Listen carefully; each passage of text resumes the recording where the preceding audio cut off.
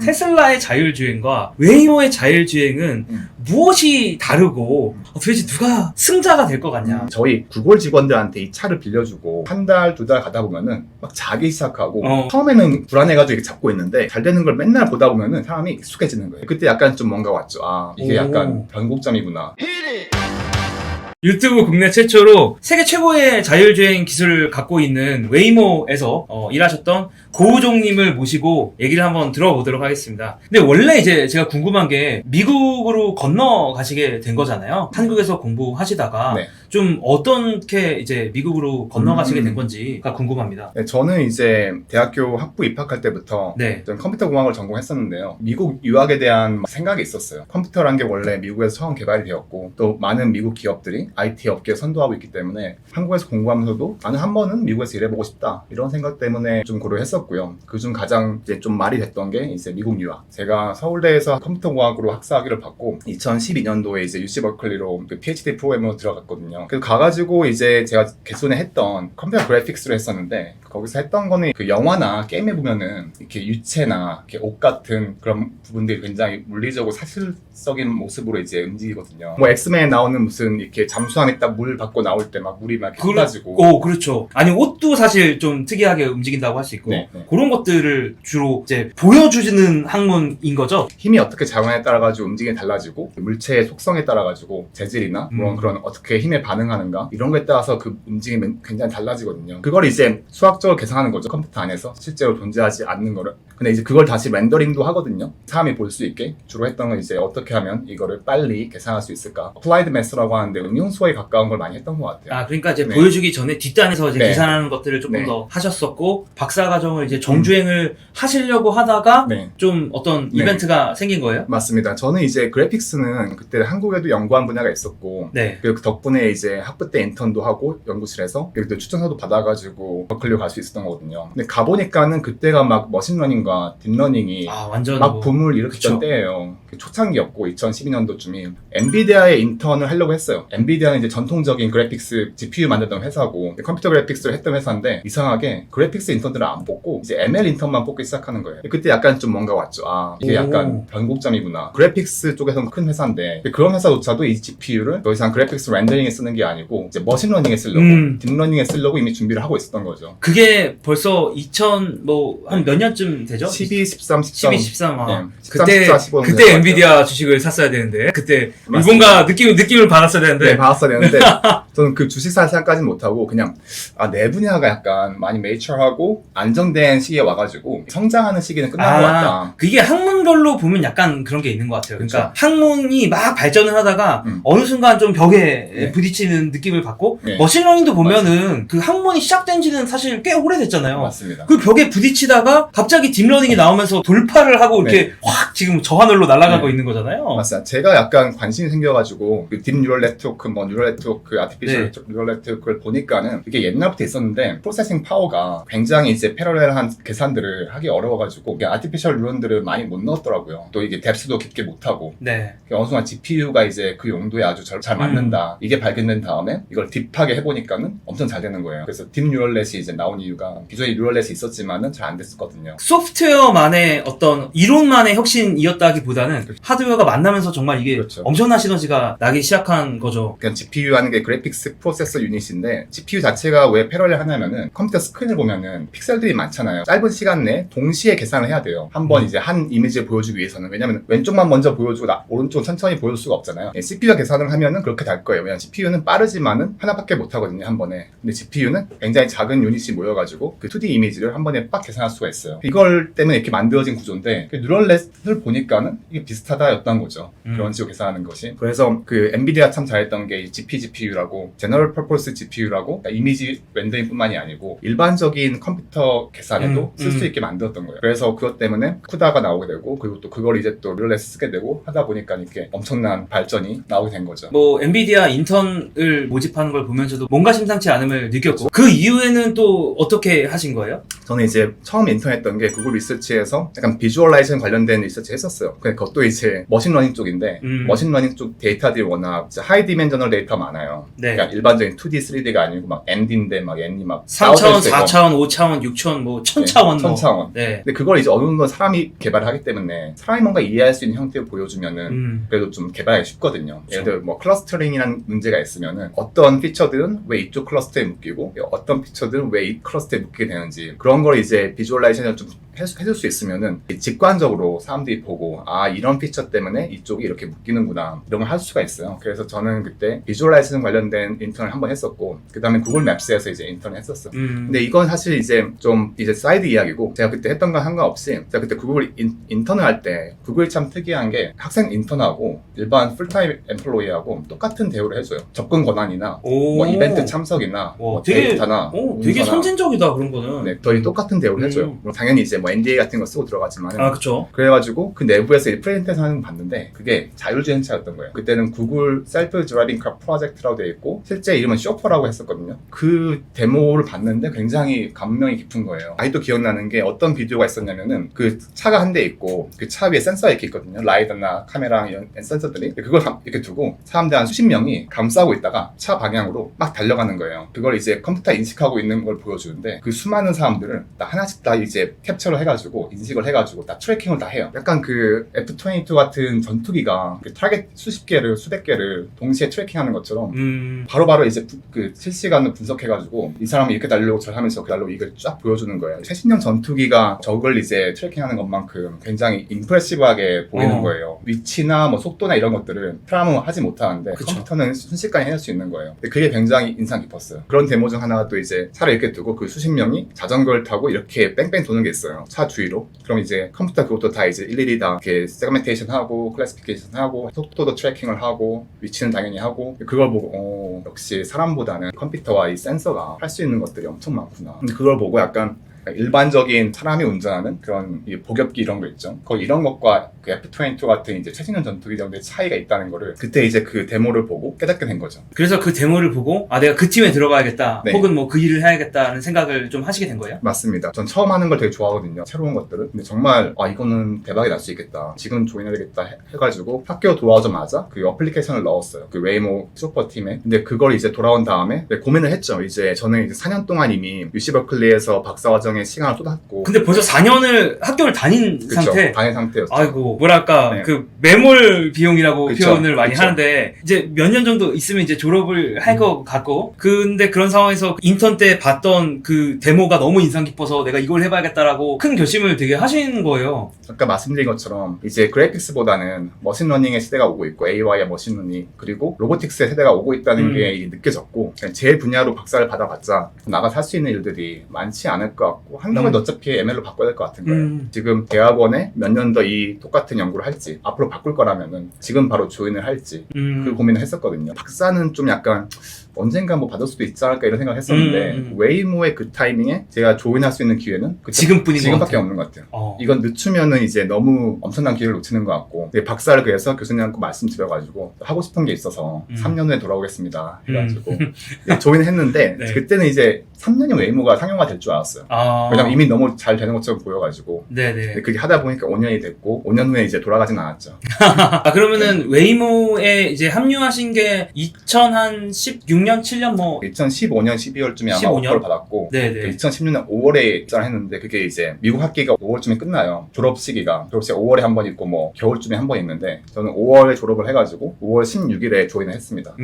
그래서 웨이모에 이제 들어가게 된 거고요. 그러니까 그때까지 회사가 분사가 됐었어요. 지금은 제가 알기로는 자회사인데 그 당시에는 그냥 구글 내부에서 하는 그냥 구글을 다니셨던 거네요. 그렇죠. 예, 그땐 구글만 있었고 구글 내부에 구글 X라는 조직이 있었어요. 아, 네네. 구글 X는 굉장히 실험적인 걸 많이 하는 조직이었거든요. 예를 들자면 뭐 구글 글래스도 X 원래 프로젝트였고 네. 어떻게 돌아가냐면은 약간 내부 벤처 같은 느낌이긴 해요. 그 안에 있는 사람들은 원하는 게 있으면 하고 싶은 게 있으면 이렇게 사람들을 모으고 이제 기획서를 작성해가지고 이렇게 올려요. 많이 된다 싶으면은 그때 이제 프로젝트 팀을 만들어줘요. 하다 보면은 커질 수도 있고 이거 잘 안 되는데 싶으면은 접을 수도 있어요. 네네. 그런 식으로 가는 게 이제 이제 구글 X라는 조직이었거든요. 어찌 보면 약간 구글이 번 돈을 낭비하는 그런 조직일 수도 있는데 그래도 굉장히 실험적인 시도를 많이 하는 곳이에요. 그래서 거기 있던 게 이제 저희 소퍼였고요. 거기 뭐 윙이나 룬 같은 프로젝트도 있는데 소퍼 들어갈 때는 구글에서 오퍼를 받았어요. 제 오퍼 레터는 이제 순달 피차이가 사인한 그런 오퍼 레터를 받았었고 구글로 입사를 한 거죠. 근데 이게 6개월 후에 2017년 1월쯤에 그때 쇼퍼가 구글 X 내부에서 마일스톤들 다 달성을 하고 굉장히 잘하고 있다가 더 이상 이제 구글 X 밑에 있을 수 없는 사이즈가 된 거예요. 더 이상 이제 초기 단계가 아닌 거죠. 그래서 회사에서 웨이모라는 회사를 만들고 그쪽에 스핀오프를 했어요.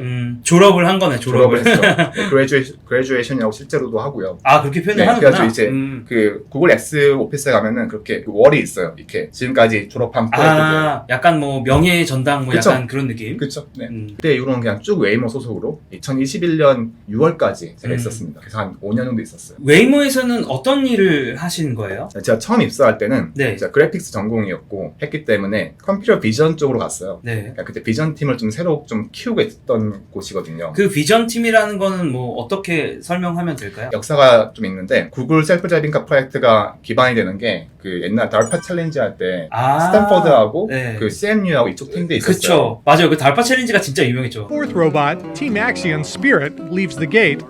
History. 근데 스탠퍼드 쪽 그 어프로치는 우리는 맵하고 이제 라이다 가지고 문제를 풀겠다 이랬던 것 같아요. 그래서 카메라 쪽은 별로 없었어요.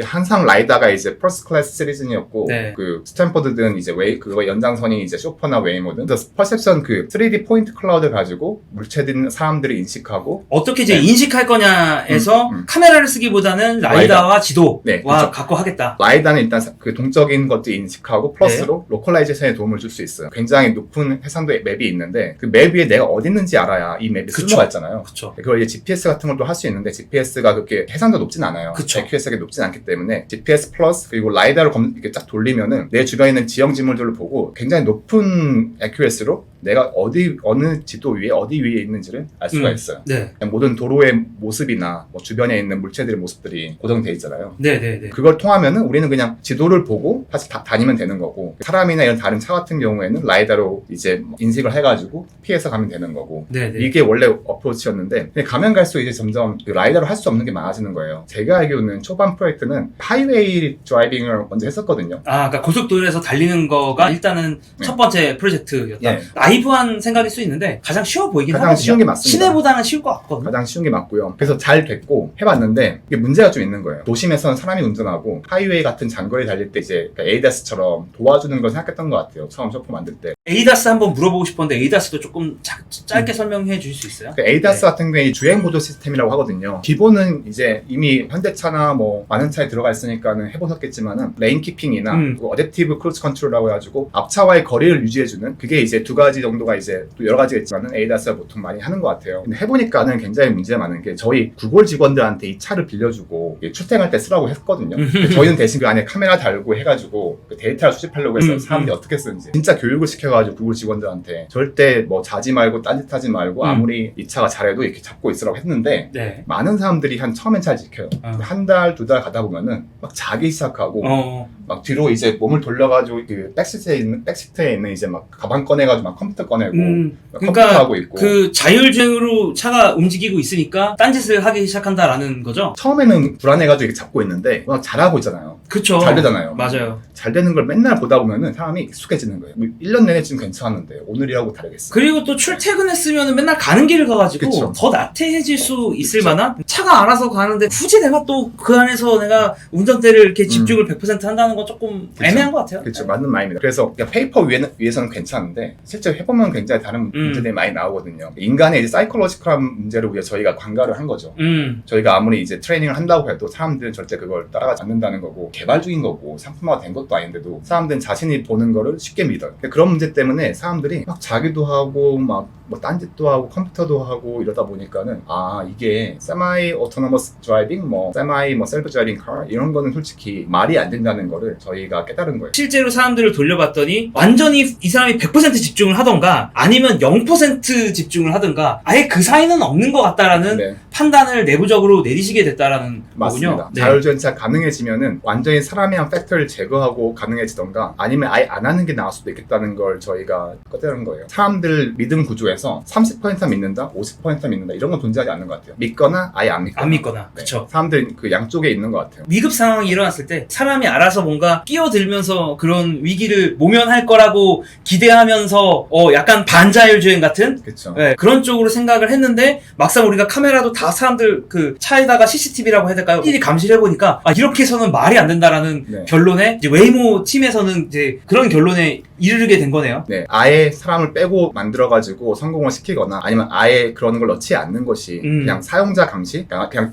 사람 운전 사람한테 맡기고 운전자의 감시하는 시스템만 넣는 것이 전체적으로 보면은 더 이득일 수 있겠다. 사회적으로. 네. 물론 이제 편하긴 하죠. 반자율 주행이. 근데 전체적으로 사회적인 이득을 봤을 때 이게 더 많은 사고를 초래할 수도 있지 않을까 이런 생각을 하게 된 거예요. 너무 재밌다. 그 연구 영상이 유튜브에 아마 공개되어 있을 거예요. 굉장히 많은 행동들을 볼 수 있어요. 말도 안 되는 것도 많이 하거든요. 네. 그래서 결국에는 웨이모의 방향이 좀 사람은 아예 없다고 생각하고 우리는 자율주행차를 만들자라는 방향성으로 가게 된 거네요. 그러니까 진짜 이게 완전히 다른 거였던 게 저희가 그 2009년에 시작을 했는데 제가 그때 참여하진 않았지만은 이미 그 하이웨이 드라이빙 이런 거는 엄청난 걸 많이 했어요. 테스트도 많이 했고 그때 이미 그 요즘에 나온 ADAS 정도의 기술을 이미 확보를 했고 네. 그래서 너무 잘 됐어요. 네. 너무 잘 되다 보니까 사람들이 나태해지고 사람들이 이제 굉장히 이제 좀 안이하게 행동을 많이 하는 거예요. 타는 사람들이. 그때 딱 결단을 내렸죠. 이걸로 가는 건 아닌 것 같다. 이거는 더 많은 문제를 일으킬지 문제를 줄이지 않을 것 같다 우리들에게. 그 다음부터 시작한 게 하이웨이 드라이브는 사실 좀 제거를 했어요. 왜냐면 이건 너무 쉬운 문제니까. 그쵸. 그냥 이건 더 이상 할 필요 없다. 이거는 누가 시작해도 바로 할 수 있는 거다. 뺐고 그 다음에 하는 게 이제 서티스 스트레이트라고 하거든요. 그러니까 도심 내에서 하이웨이가 아닌 도로도 있잖아요. 그런 네. 도심 주행을 테스트하기 시작했어요. 그때부터 이제 신호등 인식해야 되는데 라이다는 택을 좀 보기 힘든 센서예요. 그 당시까지만 해도 이제 점들의 위치만 나왔지 이 점들이 가지고 있는 색깔에 대해서는 좀 힘들고 그때 카메라 팀을 새로 만들기 시작한 거예요. 아하. 왜냐면 그때 하이웨이 때는 필요 없었는데 도심 내 주행을 하다 보니까는 트래픽 라이트 인식해야 그치. 되고 고속도로에는 신호등이 거의 없는 것 같은데? 맞죠? 거의 없죠. 네. 그래서 카메라 팀이 새로 만들어질 필요성을 느낀 거예요. 그러니까 그 전까지는 라이다 플러스, 맵 플러스 뭐 있으면은 우리는 고속도로 주행을 충분히 할 수 있다 이걸 개발을 했던 건데 해보고 나니까는 고속도로 주행이 아닌 것 같아. 도심 주행을 해야 돼. 도심 주행을 하려고 보니까는 우리는 카메라가 필요하네 이제. 카메라를 통한 인식을 하는 그 ML 팀을 만들자. 퍼셉션이 있고 비전이 있었거든요. 저는 이제 그 비전 팀이 커질 때 운이 좋아서 조인을 하게 된 거죠. 왜냐면 그때 당시에는 이제 그 컴퓨터 비전 하시는 분들이 많지는 않았어요. 그 머신러닝으로 클래식하게 막 템플릿을 이렇게 움직이면서 그걸 맞춰가지고 뭐 사람 얼굴 인식하고 이런 거 있었는데 뭔가 뉴럴넷을 만든 다음에 데이터를 넣어가지고 트레이닝 시켜가지고 알아서 인식하게 하는 어프로치는 좀 생소한 거였거든요. 자율주행에서의 눈에 해당하는 부분을 만든 거다라고 그렇죠. 할 수 있을 것 같아요. 운이 좋게 그 팀이 새로 만들어지고 커질 때 들어와가지고 했던 건 이제 트래픽 사인 했었어요 저는. 사인이면 뭐 사인. 좌회전 뭐 이런 건가? 네, 맞죠. 맞습니다. 아니면 뭐 유턴 뭐 그런 유겠네요. 네, 근데 이제 트래픽 사인 중에서 미국 같은 경우에는 네. 임시로 갖다 놓은 경우가 있어요. 뭐 스탑 사인이나 뭐 아니면 속도 제한 사인이나 이런 거를 뭐 예를 들어 학교면은 학교가 여는 시간 동안만 임시 스피드 리밋 사인 갖다 놔요. 우리나라는 그냥 무조건이요. 무조건. 우리나라는 학교 근처면 무조건 몇 킬로미터 그냥. 네, 그러면 차라리 좋을 텐데 미국은 그런 게 있어가지고 자율주행차 법을 굉장히 문자 그대로 따라가거든요. 그래서 적혀있는 가이드라인에 이게 있으면 어떻게 한다고 적혀있으면 정확히 해요. 그쵸. 몇 미터 전에 감속해야 된다, 몇 미터 전에 감속을 하고. 그럴 때 이 트래픽 사인 전혀 작은 문제가 아닌 거예요. 그냥 저희한테는 런치를 할 수 있냐, 못하냐의 차이인 거예요. 그래도 좀 다행인 게 미국은 그래도 그 정부에서 발간한 책이 있는데 그 책에 나와 있는 사인들만 커버를 하면은 거기에 맞춰서 다들 이제 그걸 해요. 당연히 여러 가지 문제가 있어가지고 예를 들어 저희 같은 경우에 이제 진짜 트래픽 사인 만드는 그 쇼핑몰들이 있어요. 각 주정부나 이런 기관들이 거기서 사는 것 같아요.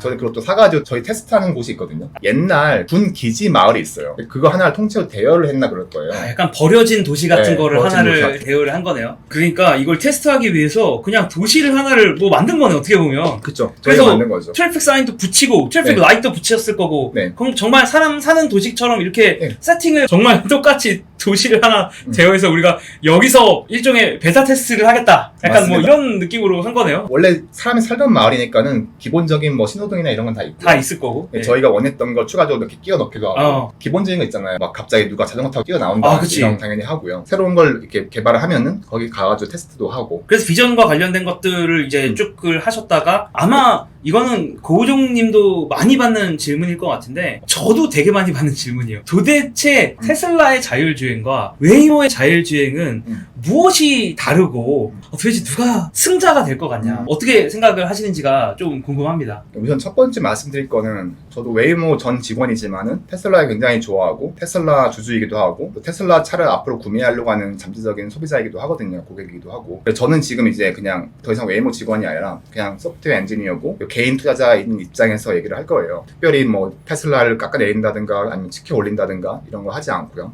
뭐 언제나 저희 영상이 그렇지만 매수매도에 대한 추천은 아니고 어떤 생각들을 갖고 계신지를 조금 들어보면 엔지니어 네. 관점에서 되게 좋을 것 같아요. 그러니까 테슬라는 저는 엔지니어링 관점보다는 비즈니스 관점에서 비즈니스 관점. 접근을 해야 되는 것 같아요. 왜냐면은 테슬라는 이미 퍼블릭 컴퍼니고 그렇기 때문에 인베스터에 대한 생각을 안 할 수가 없어요. 저는 이제 일론 머스크가 예를 들어 뭐 그런 컴퓨터 비전 데이 뭐 이런 게 있잖아요. 요즘에 이제 AI 데이도 한다고 했고 AI 데이도 하고 배터리 데이는 했었고 어떤 기술에 대해서 자랑스럽게 발표를 하는 거나 아니면 뭐 풀셀프 셀프 드라이빙이 올해 아니면은 될 뭐 거다. 다음 달 될 네, 거다. 네. 이런 말 하는 것 자체는 그 기술적인 것보다 비즈니스에서 관련된 되어서 하는 말인 것 같아요.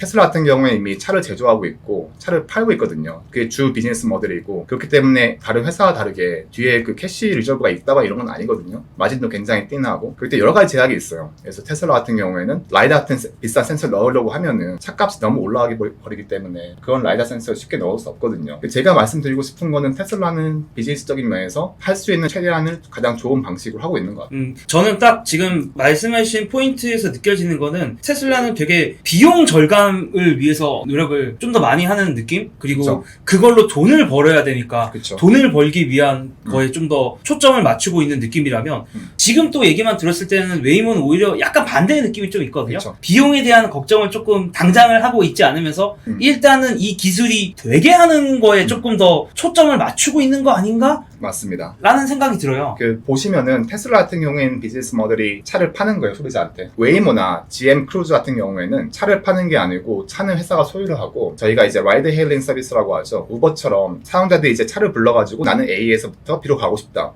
이러면 자율주행 차가 와가지고 태워서 A에서부터 B로 옮겨주고 그 시간과 그 거리에 대해서 돈을 받는 거거든요. 네. 지금 차는 회사가 소유하고 있어요.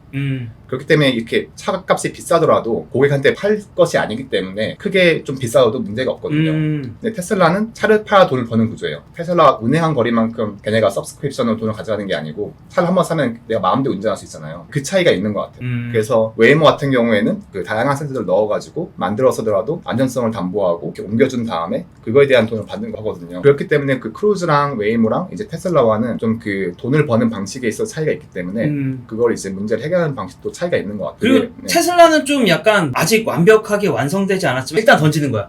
그쵸. 네. 맞습니다. 되게 소프트웨어적인 방식인 건데 사실은. 맞습니다. 뭐 MVP라고도 뭐 업계에서는 표현하기도 하는데 어쨌든 불안하다, 좀 위험할 수도 있다. 근데 너네들이 이거 약간 동의해야 돼 라고 하면서 일단은 던지고 사람들한테 쓰고 이제 하라고 하면서 이제 또 데이터를 또 맞습니다. 받아오면서 더 러닝을 잘하는 약간 방식이잖아요. 많은 사람들이 비유하기를 비행기와 로켓의 관계라고 생각하는 사람도 있거든요. 비행기 같은 경우에 이제 대기가 있는 상태에 날아다니는 거잖아요. 근데 이걸 더 빠르게 만들고 더 높게 날게 하고 이러면 언젠가 대기를 벗어나가지고 우주로 갈 것인가 로켓처럼 우주를 쫙 여행할 수 있을 것인가 하는 게 하나의 어프로치고 우주를 갈 거면 로켓을 만들어야지 왜 비행기를 가지고 앉아있냐 그렇게 하시는 분도 꽤 있어요. 자율주행을 할 때 인간이 잘해왔던 거를 기반으로 해서 완전 자율주행까지 가려고 하는 어프로치가 하나 있는 거고 이거를 사람들이 비유를 할 때 비행기를 조금 우리가 잘 만들면 우주까지 갈 수 있지 않을까. 뭐 이게 뭐 완벽한 비유는 아니에요. 근데 이제 대략 비유를 하자면 이제 계속 자금도 조달해가면서 그쵸. 되게 비즈니스적인 방식으로 하고 있는 게 테슬라의 방향이라면 웨이모의 방향은 우리는 우주를 가기 위해서 처음부터 완전 다른 어프로치가 필요하다. 너희들 비행기에서 알고 있는 지식은 다 잊어라. 이거 우리는 우주의 관점에서 봐야 된다라고 하면서 에이다스 이런 거, 뭐 레인 키핑 이런 거 다 필요 없고 우리는 완전 제로 베이스부터 시작할 거야. 여기서부터 쌓아 나가서 결국에 완전 자율주행으로 갈 거야. 라고 하는 게 웨이모의 방식이네요. 웨이모는 에이다스 해봤는데 그게 좀 아니라는 걸 느껴가지고 새로 다른 어프로치에 접근을 하고 있고 비행기와 로켓 차이가 대기, 공기의 유무라고 한다면은 그게 자율주행에서는 결국에는 사람의 유무거든요. 사람이 앞에 타고 있을 거라는 가정이 옵션이 있고 없고는 굉장히 큰 차이가 나요. 웨이모 같은 건 이미 공개된 자료인데 마이크가 차 외부에 달려있어요. 이게 왜 필요하냐면은 미국에서 이머전시 비어클 EV라고 저희는 하는데 그게 뭐냐면 약간 소방차, 경찰차 이런 앰뷸런스들이 있잖아요. 네. 이런 차들이 달릴 때 이머전시 상황이면은 사이렌을 울리면서 가잖아요. 그럼 웨이모 차 같은 경우에는 이 외부에 장착된 마이크로폰으로 그 사이렌을 디텍션을 해요.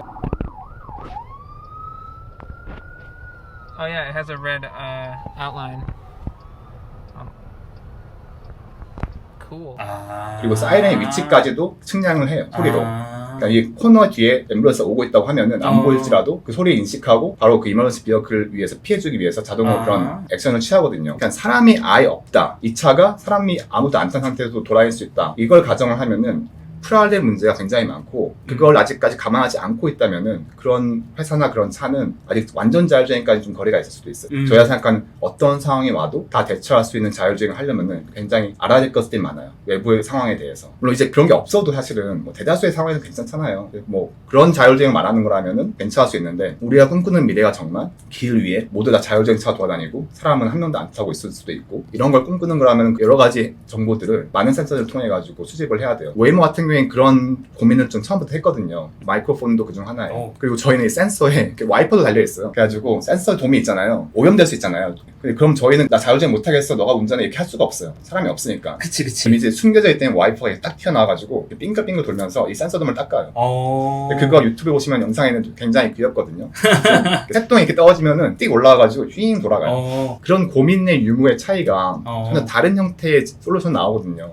마이크로폰을 붙이는 것 자체도 아마 일반적인 ADAS였으면 생각할 필요가 없었을 거예요. 어쨌든 뭔가 운전과 관련된 사람이 그 운전석에 앉아있다라는 가정을 갖고 있느냐, 그렇죠. 가정을 갖고 있지 않느냐는 되게 큰 차이고 큰 차이. 방향성의 또 차이도 있고 결국은 그게 사업의 방향까지도 좀 크게 다른 모습이 있는 것 같고 제가 보기에 테슬라 주주이신 걸 보면 테슬라도 충분히 가능성이 있는 것 같고 저는 언제나 가능성이 있다고 어떻게 보면 이제 웨이모도 가능성이 있다라고 또 보시는 것 같고 약간 네. 양쪽이 다 잘 될 수도 있을 것 같다라는 거고 왜냐면 웨이모 같은 경우는 맵 네. 기반이고 효율성을 추구를 해요. 그러니까 우버나 리프트 같은 이제 라이드 헤일링 서비스의 통계를 보면은 대부분의 레베뉴가 몇몇 큰 대도시에 나오고 그 대도시 내에서 굉장히 짧은 거리, 짧은 시간 그 트립이 거의 대부분의 매출을 담당하거든요. 그러니까 웨이모는 당연히 효율적으로 하려고 하면은 그 마켓을 잡는 게 가장 이득이 많잖아요. 막 터보에서 동물 왔다 갔다 하는 뭐 그런 긴 장거리 트립이나 하이웨이 트립 같은 경우에는 테슬라 같은 어프로치 유용할 수 있어요. 저 같은 경우에는 미래를 완전히 뭐 누가 한 명이 압도하는 것보다는 다들 필요한 곳에 필요한 기술이 가지 않을까 이런 생각을 하게 돼요. 또 예를 들어서 웨이모 같은 경우에 뭐 한국에서 바로 힘들 것 같고 그렇기 때문에 저는 그 ADAS와 당연히 이제 완전 자율주행 두 개 다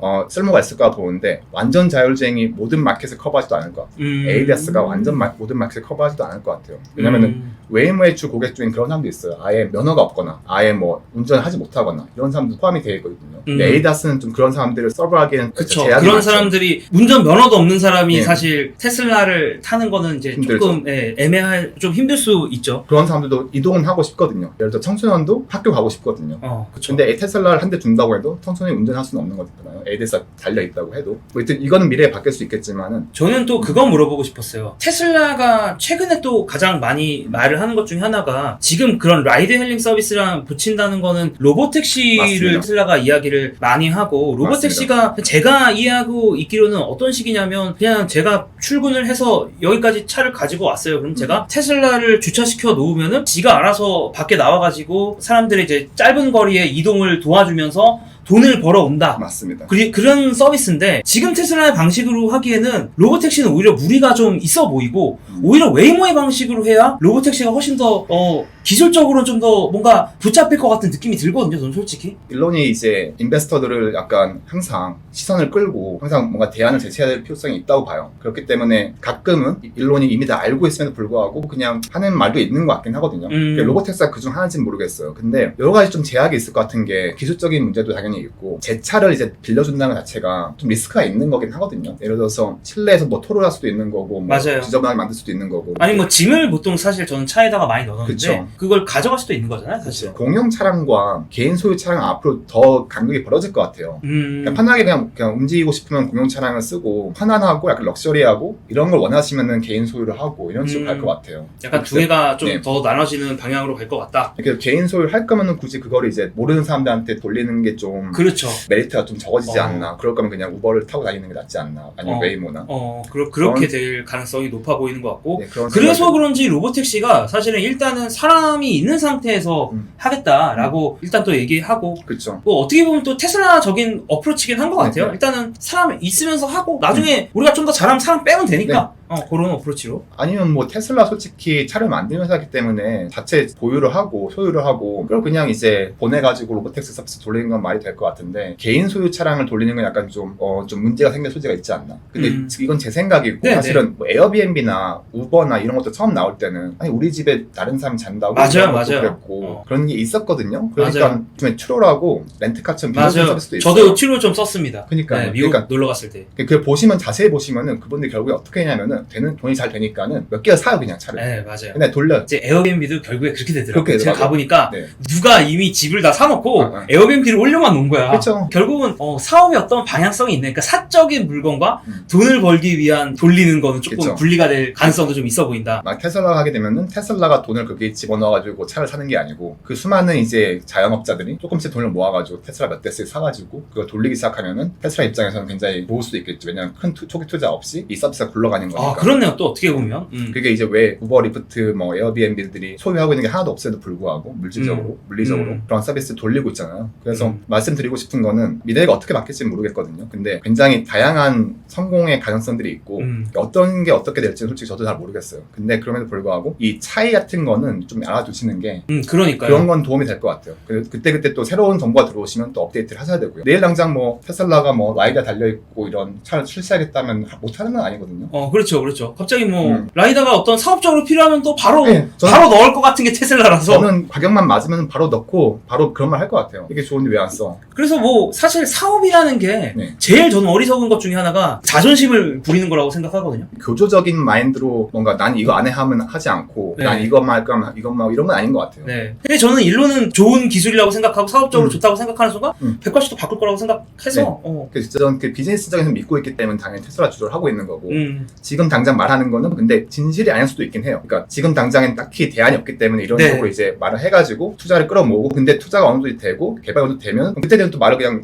그게 아니었고 이게 더 맞더라 이렇게 하면 되는 거니까 지금부터 우린 저거 없으니까 안 거야 이렇게 나가버리면은 투자도 못 받고 그렇게 되면 더 나은 솔루션도 결국엔 못 나오겠죠. 그냥 항상 그런 말을 하고 그런 식으로 투자자들을 독려하는 거는 전 좋다고 봐요. 저는 되게 비즈니스맨으로서는 괜찮다고 생각을 하고 너무너무 훌륭하신 분이라서 너무 훌륭합니다. 그래서 믿고 있고 저도 같이 가고 있고 한 명의 승자가 모든 시장을 독식하는 게 아니고 각자가 다 자율주행이나 이런 것들이 분야가 다 다를 것 같다. 그렇죠. 뭐 사실 또 그 얘기가 나온 김에 그 얘기도 해보고 싶었어요. 트럭킹 관련된 것들도 조금 물어보고 맞습니다. 싶기는 했어요. 그러니까는 트럭킹은 굉장히 좋은 비즈니스인 것 같아요. 참고로 트럭킹이 뭐냐면 이제 트럭 운전하는 거를 트럭킹이라고 합니다. 근데 자율주행이 가장 잘 대체할 거라고 생각하는 것 중에 하나기는 한 것 같아요. 왜냐면 아주 많은 물품을 운송을 하는 건 장거리로 많이 하고 미국에서는 특히나 트럭킹 하는 분들이 워낙 많으셔가지고 이제 그거를 노리는 자율주행 회사들이 되게 많거든요. 맞습니다. 그 웨이모 추진 중에서도 나와가지고 트럭 관련된 자율주행을 하시는 분들이 꽤 있어요. 뭐 코디엑 로보틱스라든지 그런 회사들이 좀 있는데 왜냐면 이게 저희가 아까 말했듯이 하이웨이 드라이빙은 꽤 일찍 됐다고 했잖아요. 근데 트럭킹을 보면은 거의 대부분이 거의 하이웨이 드라이빙이에요. 그냥 충돌만 방지하고 주변에 있는 차만 잘 인식하고 레인만 잘 따라가고 이 정도만 해도 사실 큰 문제가 없거든요. 그런데 불구하고 돈은 좀 많이 만들 수 있고 한 번 뛰면 뭐 몇천 불씩 몇만 불까지도 갈 수가 있는 부분이 있고 그래서 트럭킹은 자율주행을 접목하기 굉장히 좋은 분야라고 생각을 해요. 두 가지가 있어요. 이제 사람을 움직이게 하는 거, 사람을 옮기는 거, 그리고 물건을 옮기는 거. 물건을 옮기는 쪽은 트럭킹을 지금 많이 하고 있거든요. 그래서 저는 굉장히 좋은 곳이라고 보고 오히려 그 라이드 헤일링보다는 트럭킹이 더 먼저 돈을 만들어내고 더 잘 될 수도 있지 않을까 그런 생각을 하고 있어요. 트럭킹이 문제가 좀 더 심플하게 느껴져요. 그리고 사실 이거는 저랑 이제 며칠 전에 얘기하면서도 말씀해 주신 부분이긴 한데 트럭이 그냥 거점까지만 오고 어려운 부분은 그냥 인간이 운전하면 되잖아요. 사실. 맞습니다. 도심 내에서 이제 자율주행 하면은 그냥 처음부터 끝까지 다 도심 내 주행인 거예요. 트럭킹 같은 게 잘 보면은 이제 A to B에까지 가면 이제 장거리는 거의 하이웨이 가다가 라스트 몇 마일만 이제 좀 복잡한 도로가 나타나거든요. 하이웨이 내려와가지고 그런 지역에 있는 뭐 웨어하우스 가는 길까지 조금 복잡하거든요. 이게 우버에서 먼저 나왔던 아이디어 같은데 유튜브에 보면 또 우버에서 업로드한 비디오가 있어요. 고속도로만 자율주행 해주고 고속도로 내려오자마자 그 옆에 뭔가 그 큰 랏이 있는 거예요. 공터 같은 곳이. 네. 그럼 거기 가가지고 자율주행 트럭이 자동으로 세워놔요. 그럼 인간 드라이버가 와가지고 휴먼 드라이버가 와가지고 그 컨테이너를 싣고 또 그 지역에 있는 웨어하우스나 이쪽까지만 배송을 하는 거예요. What does a truck driver look like? 그럼 트럭에 운행하는 시간에 한 5%만 사람은 운전을 하는 거고 그렇죠. 결과적으로. 하지만 원래 100% 운전했을 때랑 똑같은 퍼포먼스를 낼 수가 있는 거네요. 있죠. 적은 비용으로. 그리고 미국 같은 경우에는 트러킹 하게 되면은 트러커들이 원하는 만큼 운전할 수 있는 게 아니에요. 전자 기록이 남는데 몇 시간 드라이브를 하면은 몇 시간 강제적으로 쉬어야 돼요. 운전을 더 하지 못하거든요. 그때 갈 수 있는 거리에 제약이 좀 있고 더 가고 싶어도 오늘은 몇 시간 채웠으니까는 쉬어야 돼 해가지고 잠을 자거나 뭐 휴식을 취해야 됩니다. 그런 관점에서 어떤 회사 같은 경우에는 이런 문제가 있으니까는 자율주행 기술이 뛰어나지는 않지만 적어도 그 드라이버들이 쉬는 시간 동안만 그 쉬운 길을 대신 운전해주는 형태. 그러면 이제 사람이 운전하고 쉴 때는 또 자율주행 차 운전하고 이런 식으로 왔다 갔다 하면서 그것도 괜찮다. 예, 다운타임을 줄이는 형태로 가는 분들도 계세요. 그러니까 결국에 기술이 인간을 완전 대체하는 게 아니라 인간이 하는 역할을 줄임으로써 비용을 확 다운시키는 방향으로 가는 거는 그렇죠. 되게 비즈니스적으로도 훌륭한 것 같아요. 그런 어프로치를 보면. 또 되게 재밌는 분들은 이게 트러킹의 문제 중 하나가 트러커들이 자기 집을 떠나가지고 밖에서 살아야 된다는 거거든요. 원격 운전을 하는 회사들도 있어요. 그러니까 집에 앉아서 트러커들이 워크프롬 하듯이 딱 컴퓨터 켜가지고 재택근무. 시동 넣고 운전하는 거예요. 운전하다가 시간 다 됐네 그럼 다른 사람이 바톤 터치하고 오. 그러니까 게임 하듯이 그런 것도 그렇네. 가능해요. 유로트럭이네, 유로트럭. 유로트럭 시뮬레이터 사실 진짜일 수도 있어요. 그 돌아다니는 자동차 중에서 중에 하나일 수도 있어, 하나일 알고 수도 보니까. 있어요. 우리는 열심히 운전하고 있었지만. 네. 기술의 적용은 다양하게 가능하고 근데 기술이 지금 막 무르익은 건 확실한 것 같아요. 근데 어떤 식으로 쓸지 어떤 식으로 대처를 해나갈지는 또 큰 질문인 것 같아요. 사실 트러커 같은 경우에는 그분들은 생업으로 하시는 분들이 많잖아요. 우버에 네. 비해서. 그래서 그 직장을 대체하는 게 과연 이게 좋으냐 나쁘냐 이런 가치 판단을 안 할 수가 맞아요. 없거든요. 맞아요. 근데 제가 이제 그 피닉스에 가가지고 트러커들을 몇 명 고용을 했어요. 그냥 저희가 테스트를 해야 되는데 트럭은 아무나 운전할 수 있는 게 아니거든요. 그쵸. 그 테스트 드라이버들을 실제 트러커 하시던 분들을 고용했거든요. 네. 그분들이랑 이제 얘기를 좀 많이 나눠봤는데 되게 재밌고 호탕하신 분들이 많으신데 음. 좀 놀랬던 게 네. 지금 트러커 했던 때하고 지금하고 뭐가 좋냐. 이게 되면 아빠 트러커 비즈니스 다 없애버릴 텐데 그런 걸 도와주는 게 약간 전직 트러커로서 뭔가 좀 괜찮나. 양심의 가책을 느끼지 않는가. 괜찮나 그런 생각이 들어 좀 물어봤어요. 사적으로 말하시는 게 아니 자기는 너무 좋다고. 왜냐면 이 지금 테스트 드라이버는 아침에 출근해가지고 저녁에 딱 끝나면은 집에 갈 수 있대요. 집에 가서 가족이랑 놀고 자기 집에 휴식을 취하고 가족들과 시간을 보낼 수 있는 게 너무 행복하다는 거예요. 트러커 할 때는 그걸 꿈도 못 꿨던 거죠.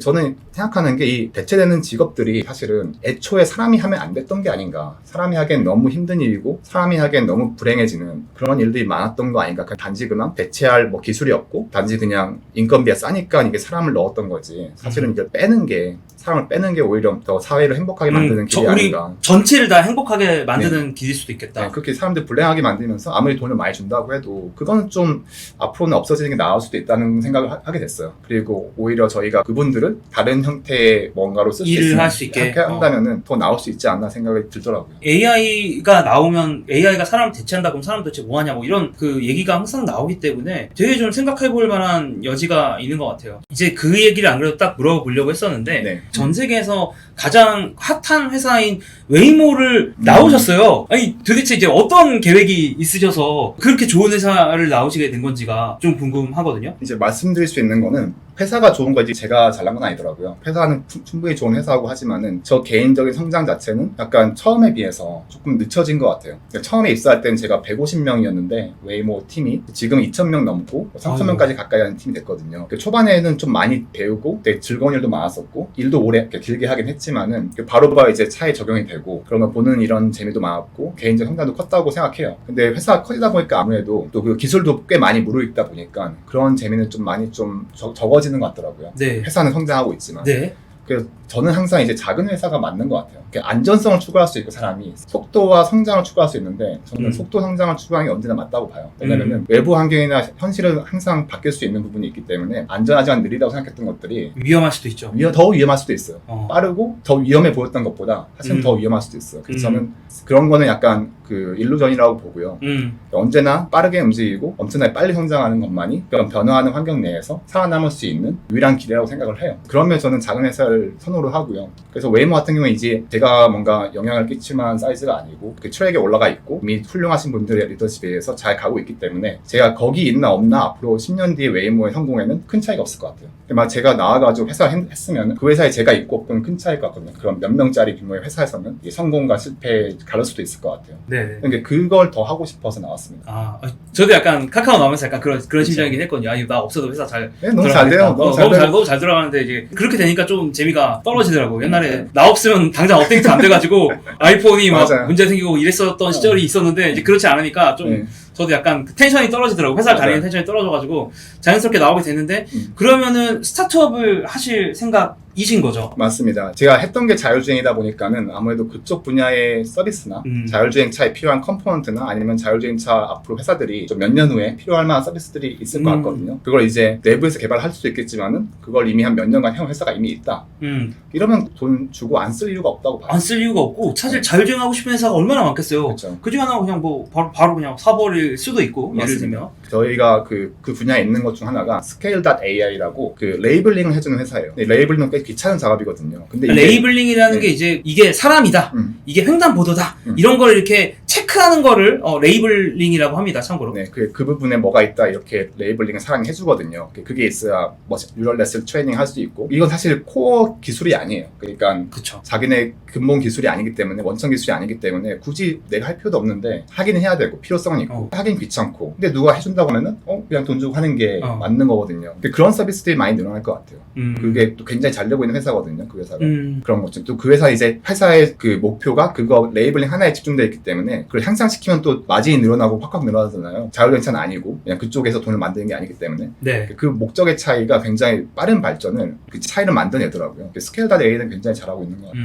그러면은 지금은 이제 스타트업을 구상하시는 중이고 맞습니다. 또 많은 분들 만나 보시면서 또 어떻게 보면 공동 창업자나 초기 멤버들을 구하는 맞습니다. 상황인 것 같아요. 네. 저 같은 경우도 사실 돈을 원했으면은 웨이모에 그냥 가만히 앉아가지고 그냥 조금씩 일하면서 그냥 버티는 게 많이 벌 수 있거든요. 그런데 저도 나온 이유가 그런 걸 하고 싶어 나왔는데 저처럼 그런 걸 좀 열려있고 하고 싶어 하고 그런 분들이 있으면은 저는 코파운더가 돼가지고 서로 이렇게 스파링 파트너처럼 이제 문제를 이렇게 왔다 갔다 하면서 이제 문제와 해결책을 폴리시 하다 보면은 좋은 게 나올 수 있다고 보거든요. 그래서 혹시 그런 의향을 가진 분이 있으면은 언제든지 만나 뵙고 이야기하면서 그런 팀을 만들어 보고 싶어요. 네, 팀을 좀 구상을 하시는 상황인 것 같고 제가 고정 댓글에다가 네. 이메일을 이제 주소를 제가 써 놓도록 할 테니까 고우종님과 한번 또 연락을 하시고 이런 방향성에 대해서 같이 논의를 하거나 같이 또 회사를 만들어 보고 싶으신 분들은 연락을 하시면 되게 좋을 것 같고요. 제가 그냥 옆에서 봐도 너무 좋은 어떤 뭐, 인재라면 인재고 너무 좋은 상황이라고 생각이 드는 거는 사실은 개발자나 엔지니어링 백그라운드가 있는 사람은 너무 찾기가 힘들어서 뭐 아마 더 잘 아시겠지만 보통은 창업을 하시고 싶어 하시는 분들이 그렇게 엔지니어링 백그라운드가 많지는 않더라고요. 네, 그래서 저도 보니까는 CTO를 구하시는 스타트업들이 굉장히 많으시더라고요. 네. 근데 이제 보통은 기술에 대한 이해도가 없는데 이제 CTO를 구하면 이제 어떻게 되겠지? 약간 맞아요. 약간 그런 관점일 때가 많아가지고 저는 약간 옆에서 보면서 걱정도 되기도 하는데 그렇죠. 물론 뭐 잘 하시는 분들도 있고 제가 뭐 모든 걸 일반화할 수는 없는 거라서 근데 이미 어떻게 보면 고우종님은 기술에 대해서는 어느 정도 진짜 업계에서 거의 최상위권에 저는 그 이해도가 있으신 것 같아서 같이 진짜 관심 있으신 분들은 얘기를 좀 나눠보시면 또 좋을 것 같고요. 저는 좀 좋았던 것 중에 하나가 그 관계에 대해서 사실 이야기했던 게 좀 좋기는 네, 서로 윈윈이 되는 관계여야 된다. 돈에 관련된 이야기도 아까 잠깐 하셨지만 좀 관계가 윈윈이 될 수 있으면 좋겠다라는 말씀을 사실 저번에 이제 저랑 커피 먹으면서 하셨었는데 이 사람과 사람이 만나면은 사실 1+1보다 더 큰 게 나올 수 있다고 보거든요. 예를 들어 저 같은 경우에는 테크 백그라운드가 있지만은 다른 분야는 잘 몰라요. 예를 들어 뭐 패션이나 뭐 커스메틱스 같은 뭐 화장품이나 아니면 뭐 스니커 뭐 컬렉션이나 뭐 이런 게 되게 많잖아요. 세상에는 라이브 커머스 이런 것도 있고. 근데 저는 그 분야에 계신 분들이 우리 업계는 이런 문제가 있다. 엄청나게 많을 거잖아요. 그게 뭐 농업일 수도 있고 건축일 수도 있고 건설일 수도 있고. 그거 이걸 이제 저에게 가져오고 저와 그분들이 만나서 뭔가 팀을 만들었으면은 저는 이제 몰랐던 문제를 이제 찾았기 때문에 네. 사회에 공헌할 수 있는 거고 그분들도 문제는 알고 있고 그 분야에 너무 빠삭하지만은 어떻게 풀지를 모르던 분들이 저를 만나면은 1+1이 2가 아니고 100이 될 수 있단 말이에요. 저는 그렇기 때문에 또 그 과정에서 이제 서로 도움이 되는 것 같아요. 저는 이제 그쪽이 못해주는 걸 주고 저도 그쪽에서 제가 못하는 걸 받은 다음에 윈윈이 돼야 이 관계가 지속적으로 갈 수 있다고 보거든요. 저는 모든 세상의 일들은 장기적인 거에서 오는 것 같아요. 롱텀에서. 예를 들어 투자하실 때도 보시면 아시겠지만은 쇼텀으로 투자할 수 있겠지만 결국 복리 효과 같은 경우에는 그쵸. 시간이 늘어날수록 워렌 버핏이 한 50세, 60세, 90세, 몇십 세 이후에 번 돈이 기존에 번 대부분이죠. 돈 총합보다 많잖아요. 네. 가문일대가 장기적으로 이제 이걸 끌고 왔기 때문에 이렇게 터지는 거거든요. 사람과 사람과의 관계도 그런 장기적으로 가져가야 마지막에 그 결실이 나오는 것 같아요. 이게 회사 대 회사일 수도 있고 사람 대 사람일 수도 있고 투자자랑 그 파운더의 기업가의 사이의 관계일 수도 있고요.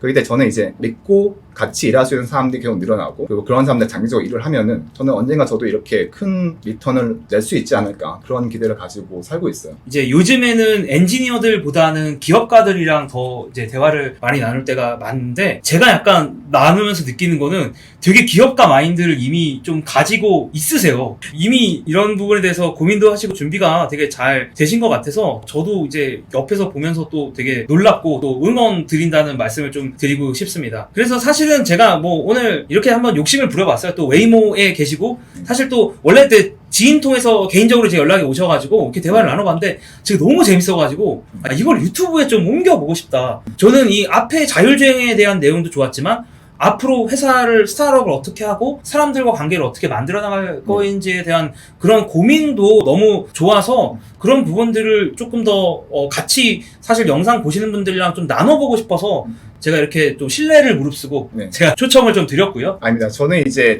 지금 연말까지는 좀 많은 다양한 분들 만나 뵙고 조언을 구하고 있거든요. 근데 그 지인을 통해 가지고 이제 김동주 대표님을 소개받았는데 워낙 이제 전에 창업하였던 기록도 굉장히 인상이 깊었고 유튜브에서는 김단태로 이제 알려지셨지만은 실제로 IT에서는 이제 김동주 대표님 많이 알려주셨거든요. 그걸 통해 가지고 좀 조언을 구하려고 연락을 드리고 만나 뵈었는데 워낙 좋은 얘기를 많이 말씀해 주시고 또 이렇게 또 이 채널에 등장할 기회까지 주셔가지고 감사하고 있습니다. 네, 진짜 뭐 어려운 발걸음 해주셔서 감사하고 영상은 뭐 이 정도로 마무리해 보도록 하겠습니다. 고정 댓글을 확인해 주시면 또 연락처가 있으니까 창업에 대한 좀 생각이나 관심이 있으신 분들 또 아까도 말씀하셨지만 특정 도메인에 풀고 싶은 문제가 있는데 인공지능과 접목되면 훨씬 더 좋을 것 같다라고 생각을 하시는 분들은 연락을 주시면 좋지 않을까라는 생각하면서 마무리해 보도록 하겠습니다. 네, 감사합니다. 네, 감사합니다. 네, 감사합니다. 예.